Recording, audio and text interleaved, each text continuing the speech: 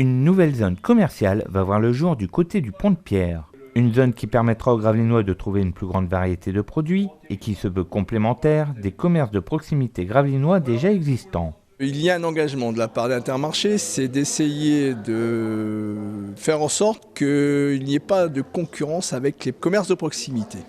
La grande difficulté, c'est de bien cibler des activités qui viennent en complémentarité de ce qu'il y a à Gravelines.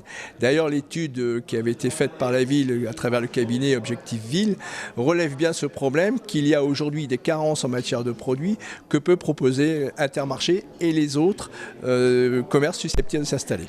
4 grandes enseignes devraient s'installer autour de cet Intermarché. Une de fast-food, une de surgelé, une de vêtements et une de jardinerie.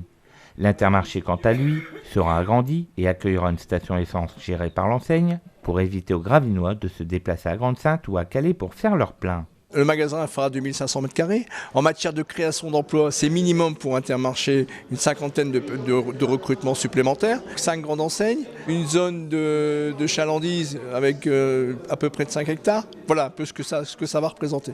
L'espace accueillant l'Intermarché actuel ne sera pas abandonné. Il sera plus sécurisé en termes d'accès et accueillera une autre enseigne. Ce qui est convenu, c'est qu'il y a aujourd'hui une discussion entre Intermarché et Aldi pour que lorsque Intermarché partira, Aldi prendra la place. Alors il ne prendra pas forcément la place dans le bâtiment tel qu'il est aujourd'hui.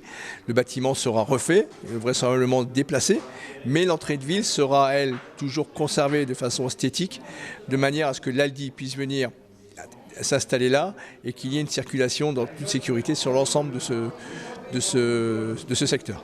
Pour contenter un maximum de commerçants, le projet est susceptible d'évoluer, notamment sur le choix des enseignes et l'implantation physique des bâtiments.